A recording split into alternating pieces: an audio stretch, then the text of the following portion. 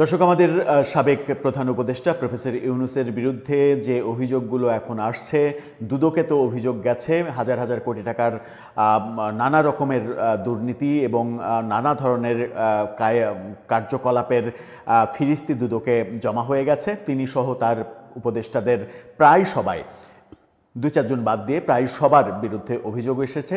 সেই অভিযোগে তিনি তো ফেঁসে যাবেন, তার চাইতেও বড় ব্যাপারটা যেটা সামনে এসেছে সেটা হচ্ছে সংবিধান লঙ্ঘন এবং রাষ্ট্রদ্রোহিতা। সম্প্রতি মহামান্য রাষ্ট্রপতির কালের কণ্ঠে দেয়া যে সাক্ষাৎকার, সেই সাক্ষাৎকারে যে তথ্যগুলো বেরিয়ে এসেছে সেই তথ্যগুলোই যথেষ্ট, যদি আর নাই, কারণ এগুলো একেবারে সত্য যে অভিযোগগুলো করেছেন, যেটা সংবিধান লঙ্ঘন এবং সংবিধান লঙ্ঘন মানেই রাষ্ট্রদ্রোহিতা। সেই অভিযোগগুলো শুধুমাত্র এখন আদালতে উপস্থাপনের ব্যাপার, এবং আদালতে উপস্থাপন হলে সেটা সম্ভবত প্রমাণিত হয়ে যাবে। আর প্রমাণিত হয়ে গেলে প্রফেসর ইউনূসকে মৃত্যুদণ্ডের মুখোমুখি এমনকি হতে পারে। কি ভয়াবহ ব্যাপার! কোন দিকে যাচ্ছে পরিস্থিতি? সব কিছুই কি উল্টে গেল 18 মাস পরে? চলুন একটু জেনে দেখি সংবিধান কি বলছে, রাষ্ট্রপতির অভিযোগগুলো কি কি ছিল, অন্যান্য মামলা কি হচ্ছে। দুদকের অভিযোগের মামলা তো রয়েছে, সাথে প্রফেসর ইউনূসের গত 18 মাসে যারা সমর্থক ছিলেন তাদের মধ্যে কিভাবে হতাশা ছড়িয়ে পড়ছে তার প্রমাণগুলোও একটু আমরা দেখার চেষ্টা করব। থাকবেন পলিটিক্স টিভির নিয়ে। বলছিলাম, প্রফেসর ইউনূসের বিরুদ্ধে সংবিধান লঙ্ঘন এবং রাষ্ট্রদ্রোহিতার অভিযোগ সামনে এসে গেছে। এখন সেটা আনুষ্ঠানিকভাবে আদালতে গেলে পরিস্থিতি কোন দিকে যাবে সেটাই বড় ব্যাপার। রাষ্ট্রপতি শাহাবুদ্দিন সাহেব তিনি যে অভিযোগগুলো করেছেন তার মধ্যে একটি বড় অভিযোগ হচ্ছে প্রধান উপদেষ্টা বিদেশে গিয়ে অন্তত 14-15 বার বিদেশ সফর করেছেন, একটি বারও তিনি বিদেশ থেকে ফিরে এসে রাষ্ট্রপতির কাছে রিপোর্ট করেননি।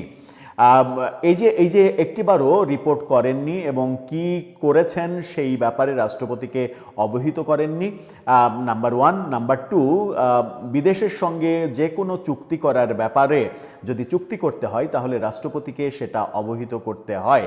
সেটাও আমেরিকার সঙ্গে চুক্তি, চীনের সঙ্গে চুক্তি, এই চুক্তিগুলো যেটা করেছেন, আমেরিকার সঙ্গে চুক্তি অনেকে যেটাকে রাষ্ট্রবিরোধী দেশ বিক্রির চুক্তি বলছেন, সেই চুক্তি ব্যাপারে সাধারণ মানুষকে তো বটেই, কোনো রাজনৈতিক দলকে তো কিছু বলেনি, এমনকি রাষ্ট্রের যিনি প্রধান সেই রাষ্ট্রপতিকে পর্যন্ত কিছু বলেননি। সংবিধান বিশেষজ্ঞরা বলছেন যে এটা স্পষ্ট সংবিধান লঙ্ঘন, এবং সংবিধানের 145 ধারা অনুযায়ী বিদেশের সঙ্গে যে কোনো চুক্তির ব্যাপারে রাষ্ট্রপতিকে অবহিত করতেই হবে। 145 অনুচ্ছেদের কি সামান্য একটু আপনাদেরকে পড়ে শোনাই। সংবিধানের 145 অনুচ্ছেদে যেটা বলা আছে সেটা হচ্ছে, প্রজাতন্ত্রের নির্বাহী কর্তৃত্বে প্রণীত সকল চুক্তি ও দলিল রাষ্ট্রপতি কর্তৃক প্রণীত বলিয়া প্রকাশ করা হইবে, এবং রাষ্ট্রপতি যেরূপ নির্দেশ বা ক্ষমতা প্রদান করিবেন তাহার পক্ষে সেইরূপ ব্যক্তি কর্তৃক ও সেইরূপ প্রণালীতে তাহা সম্পাদিত হইবে। অর্থাৎ যে কোনো চুক্তির ব্যাপারে রাষ্ট্রপতির সঙ্গে পরামর্শ করতে হবে, রাষ্ট্রপতি যে পরামর্শ দেবেন, যেভাবে করতে বলবেন সেইভাবেই করবেন তো প্রধানমন্ত্রী কিংবা প্রধান উপদেষ্টায়, কিন্তু এটা সাংবিধানিক নিয়ম যে কোনো চুক্তির ব্যাপারে রাষ্ট্রপতিকে অবহিত করতে হবে, রাষ্ট্রপতি যেভাবে পরামর্শ দেবেন সেই পরামর্শ মতে কাজ করতে হবে প্রধানমন্ত্রী কিংবা প্রধান উপদেষ্টাকে। সংবিধানের 145 ধারায় এটা স্পষ্ট বলা আছে। সংবিধানে এটাও বলা আছে যে প্রধানমন্ত্রী কিংবা প্রধান উপদেষ্টা বিদেশ সফর করলে তার রিপোর্ট রাষ্ট্রপতিকে এসে দিতে হবে। সেটাও সংবিধান লঙ্ঘন এবং রাষ্ট্রদ্রোহিতা। চুক্তির ব্যাপারে এটাও সংবিধান লঙ্ঘন এবং রাষ্ট্রদ্রোহিতা। সারা পৃথিবীতে বিদেশি মিশনগুলোতে যে রাষ্ট্রপতির ছবি নামানো হয়েছে, এই যে ছবি নামিয়েছেন উপদেষ্টা রিজওয়ানা হাসান, যে তথ্যগুলো আসছে তার সরাসরি নির্দেশেই এই কাজগুলো করা হয়েছে।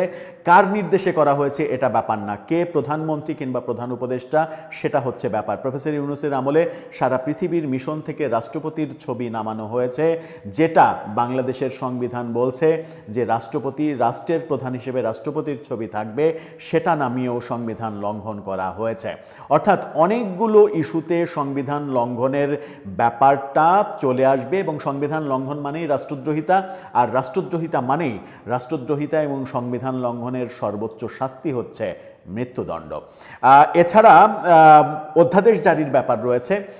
133টা অধ্যাদেশ জারি করানো হয়েছে রাষ্ট্রপতিকে দিয়ে। সেই 133টা অধ্যাদেশের মধ্যে অনেকগুলো অধ্যাদেশ রয়েছে যেটা সংবিধান বিরোধী, সংবিধানে নেই। যেমন গণভোটের অধ্যাদেশ জারি করা হয়েছে, সংবিধানে গণভোট নেই। সংবিধানে নাই এমন কিছু অধ্যাদেশ দেয়া যায় না। যেমন জুলাই সনদ বাস্তবায়নের অধ্যাদেশ দেয়া হয়েছে যে ওটাকেই সংবিধান করতে হবে, এটা মানে সংবিধানের পুরোপুরি বরখেলাপ, কারণ জুলাই সনদ সংবিধানে নেই। সংবিধান সংশোধনের একমাত্র এখতিয়ার সংসদের 2/3 সদস্যদের। 2/3 সদস্য যদি মনে করেন সংবিধান পরিবর্তন হবে, সেটা তারা করতে পারেন। তাও সংবিধানের সর্বশেষ যে অবস্থা, সেই অবস্থায় সংবিধানের যে মৌলিক নীতি, সেই মৌলিক নীতি আবার কেউ পরিবর্তন করতেও পারবে না। 2/3 সদস্য সেই মৌলিক নীতিও পরিবর্তন করতে পারবে না, এরকম কথাও বলা হয়েছে। সেখানে রাষ্ট্রপতির কে দিয়ে অধ্যাদেশ দিয়ে সংবিধান লঙ্ঘন করেছেন, এটাও রাষ্ট্রদ্রোহিতার কাজ হিসেবে পরিগণিত হবে। এরকম পরিস্থিতি যখন তৈরি হয়েছে, তখন জামাতের আইনজীবী এবং এবারের নির্বাচনে যিনি প্রতিদ্বন্দ্বিতা করেছিলেন শিশির মনির, প্রতিদ্বন্দ্বিতা করে অবশ্য একটা ভালো দৃষ্টান্ত তৈরি করেছিলেন। তিনি পরাজিত হয়ে তিনিই প্রথম পরাজয় মেনে নিয়ে বিজয়ীকে অভিনন্দন জানিয়েছিলেন আনুষ্ঠানিক ফলাফল ঘোষণার আগেই। তার জন্য আমরাও আমাদের পক্ষ থেকে আমাদের একটা ভিডিওতে তাকে প্রশংসা করেছিলাম, অভিনন্দন জানিয়েছিলাম, বলেছিলাম এই কালচার বাংলাদেশের দরকার। শিশির মনিরের বক্তব্যে বেশ হতাশা দেখছি ইদানিং। পরপর গতকালকে তিনি 2টা ফেসবুক পোস্ট আমাদের চোখে পড়েছে, সেই ফেসবুক পোস্ট 2টা দেখে নিন। সেখানে একটাতে বলছেন তিনি, তখনকার পরিস্থিতিতে প্রফেসর ইউনূস ছাড়া দেশকে রক্ষা করার মতো কেউ ছিল না, তিনি এই দায়িত্ব নিতে রাজি ছিলেন না, অনেকটা জোর করেই তাকে আনা হয়েছে, রাষ্ট্রদ্রোহিতার মামলার ভয় দেখাচ্ছেন, বাহ বেশ বেশ। তো অর্থাৎ তিনি একেবারে অসহায়ত্ব প্রকাশ করছেন যে প্রফেসর ইউনূসকে রাষ্ট্রদ্রোহিতার মামলার মানে তার বিরুদ্ধে রাষ্ট্রদ্রোহিতার মামলার প্রস্তুতি যে চলছে সেই ব্যাপারে তিনি হতাশা প্রকাশ করছেন। আবার আরেকটা পোস্টে তিনি লিখেছেন কালো ব্যাকগ্রাউন্ড দিয়ে, সেখানে তিনি লিখেছেন প্রফেসর ইউনূস সাহেবকে ভিলেন বানানোর চেষ্টা চলছে, তাকে ভিলেন বানাতে পারলে জুলাই অভ্যুত্থানও প্রশ্নবিদ্ধ হয়, অভ্যুত্থানকে প্রশ্নবিদ্ধ করতে পারলে লাভ কার, না পারলে লোকসান কার, বিষয়টি পরিষ্কার। এখানেও তার হতাশা ফুটে উঠেছে আমরা দেখছি। তার মানে শিশির মনিরের মতো এত বড় একজন আইনজীবীও যখন বুঝতে পারছেন যে পরিস্থিতি ভালো না, পরিস্থিতি খারাপ দিকে যাচ্ছে, এবং তিনি বুঝেই এই পোস্ট দিচ্ছেন যে তার বিরুদ্ধে যদি মানে যে কাজগুলো হয়েছে সেগুলো স্পষ্ট রাষ্ট্রদ্রোহিতা, এবং এই ব্যাপারে যদি মামলা হয়ে যায় তাহলে ফেঁসে যাবেন প্রফেসর ইউনূস সহ উপদেষ্টারা। কিন্তু জুলাইয়ের যে কথা বলছেন শিশির মনির, সেই ব্যাপারে আবার ওই অন্তর্বর্তীকালীন সরকারকেই বেশিরভাগ জুলাইয়ের পক্ষের যারা মানুষ তারা কিন্তু দোষী করছেন। কারণ জুলাইয়ের যে স্পিরিট, জুলাইকে ধ্বংস করেছে এই সরকারই নানাভাবে জুলাইয়ের স্পিরিট বিরোধী কাজ করে, কাজকে উৎসাহিত করে, মব ভায়োলেন্স প্রতিষ্ঠিত করে, ছাত্রদেরকে অনেক বেশি আশকারা দিয়ে ব্যাপারগুলো করেছেন। জুলাইয়ের একটা স্পিরিট ছিল হচ্ছে ইনক্লুসিভ বাংলাদেশ, সবাই মিলে বাংলাদেশ গড়ব। সবাই মিলে বাংলাদেশটা শেখ হাসিনা গড়েননি, এই জন্যই তো আমাদের আপত্তি ছিল। আমাদের মূল দাবি কী ছিল? যে সবাই মিলে একটা ইনক্লুসিভ বাংলাদেশ হবে, একটা ইনক্লুসিভ নির্বাচন হবে, সবাই সেখানে উৎসবমুখর পরিবেশে উপস্থিত হবেন, এবং জনগণ যাকে গ্রহণ করবে তিনি রাষ্ট্রের দায়িত্ব নেবেন, জনগণ যাকে ছুঁড়ে ফেলবে তিনি মানে কি বলবে ইতিহাসের গহ্বরে তার জায়গা হবে। সেটাই হওয়ার কথা ছিল।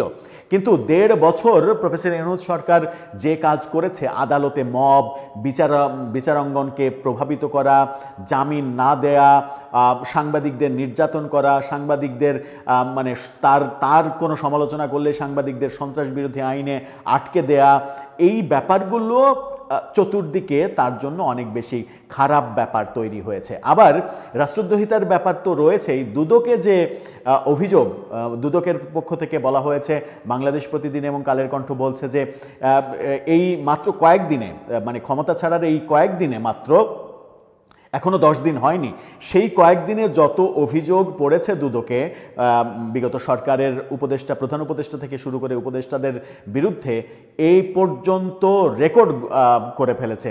এরকম ভয়াবহ হারে মানে পাইকারি দরে অভিযোগ এর আগে কখনো পড়েনি, এবং সেই অভিযোগগুলো ছোটোখাটো অভিযোগ না, শত কোটি, হাজার কোটি, হাজার হাজার কোটি টাকার দুর্নীতির অভিযোগ। অথচ দুর্নীতির বিরুদ্ধেই আমরা সব থেকে বেশি সোচ্চার থাকার কথা ছিল আমাদের। শেখ হাসিনা সরকারের যে দুর্নীতি, সেই দুর্নীতির বিরুদ্ধেই আমরা কথা বলেছি। সেই জায়গা থেকে আমরা কিন্তু বেরিয়ে আসতে পারিনি। ট্রাইব্যুনালে, আন্তর্জাতিক অপরাধ ট্রাইব্যুনালে, সেখানে মানে বিচারের নামে মামলা বাণিজ্য হয়েছে, রাজসাক্ষী বাণিজ্য হয়েছে। ট্রাইব্যুনালের চিফ প্রসিকিউটরের বিরুদ্ধে হাজার হাজার কোটি টাকা নেয়ার যে অভিযোগগুলো উঠেছে, সব মিলিয়ে প্রফেসর ইউনূস সরকারের 1.5 বছরটা জুলাইয়ের যে আদর্শ, সেই আদর্শ বাস্তবায়িত হওয়ার জন্য কোনো কাজই হয়নি বলেই মনে করছেন অনেকে। সুতরাং জুলাইয়ের কথা বলে আদতে জুলাইকে আহত করা হয়েছে, জুলাইকে কলঙ্কিত করা হয়েছে, জুলাইয়ের যে স্পিরিট, সেই স্পিরিটকে নষ্ট করা হয়েছে। জুলাইয়ের যে আদর্শ ছিল, সেই আদর্শকে ধারণ করে কেউ পথ চলেনি। আর পথ চলেনি বলেই এখন মানুষ বেজায় খেপেছে।